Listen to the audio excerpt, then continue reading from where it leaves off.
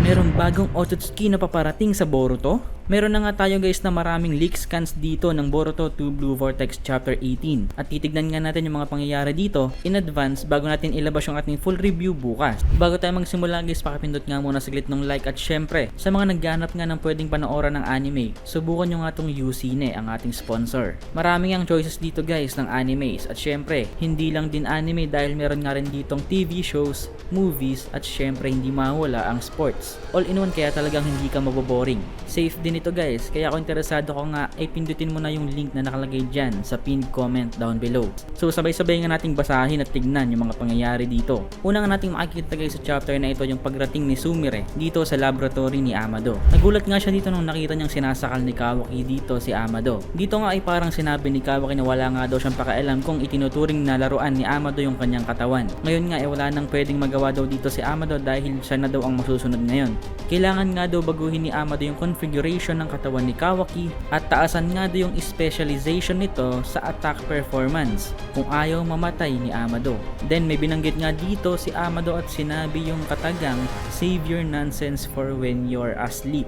Ito nga yung naging shutdown code na nagresulta nga sa pagkabagsak ni Kawaki. Tulog nga dito guys si Kawaki. Ito nga rin yung same function tulad ng emergency shutdown na ginawa noon ni Amado sa katawan ni Delta. Medyo iba lang yung code. Then napunta na nga tayo guys dito pabalik sa Sunagakure at nakita nga natin dito ang pangyayari sa pagitan ng Team 7 at nitong si Ryu at Matsuri. Dito nga ay mukhang pinakilala nga ni Mitsuki itong si Araya at Yodo kay Ryu. Pero mukhang naramdaman nga yata dito guys ni Ryu yung bloodlust o yung desire nitong si Yodo na paslangin itong si Ryu. Kaya nga dito nga ikinalat nitong si Ryu yung kanyang Iron Sand for the purpose daw na i-detect itong si Boruto. Dito nga niya talaga nahalata guys na meron daw killing intent si Yodo at nakatingin nga daw si Yodo sa kanya. Sinubukan nga dito guys na ilusot ng mga teammates ni Yodo na wala daw ibig sabihin itong pagtingin ni Yodo dito kay Ryu. Huwag na lang daw niyang pansinin. Then dito nga nag-request ata si Sarada guys na gamitin daw yung Thorn Soul itong si Ryu bilang bait or pain para palabasin si Boruto na nagtatago nga daw dito.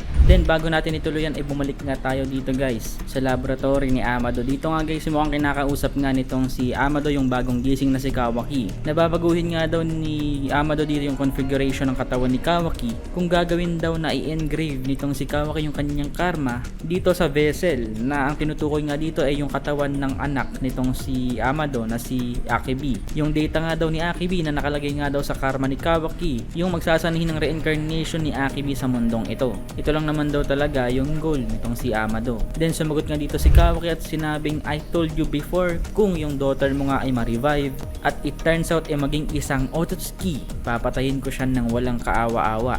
So ibig sabihin guys, pwede nga talaga na once na ma-revive itong si Akebi, pwedeng hindi si Akebi yung mag-revive sa katawan na to, kundi isang malakas na Otsutsuki. Pwedeng si Ishiki or something different. At kapag nangyari yun, meron na naman tayong panibagong villain sa mundo ng Boruto. Pero hindi nga daw kayang tanggapin ni Kawaki yung request na ito dahil gusto nga niya munang gawin ni Amadong i-release yung kanyang limiters bago niya gawin yung engraving ng karma dito sa anak ni Amado.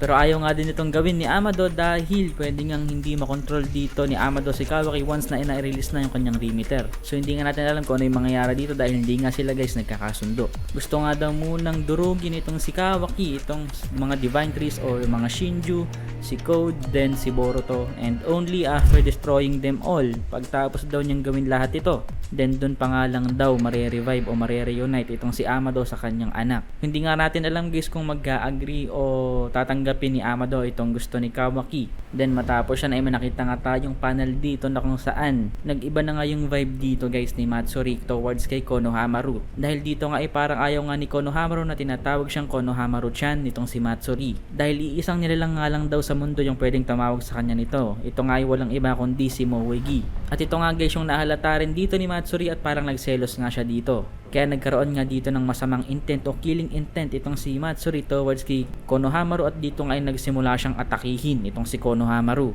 At dito rin guys sa part nitong si Sarada, Mitsuki, Araya at Yodo mapanganib na rin yung sitwasyon dahil ginamit na nga dito ni Ryu yung Iron Sand para kontrolin yung katawan nitong mga ninja na ito na parang mga puppets. Swerte nga lang na nandito si Araya dahil mukhang may technique, jutsu at ability nga itong espada ni Araya na kontrolin itong Iron Sand nitong si Ryu. Ito nga lang guys yung mga nakuha nating leak panel. Sobrang daming ang na left out dito at abangan nyo nga guys yung ating full review bukas. Dito lang yan sa ating channel.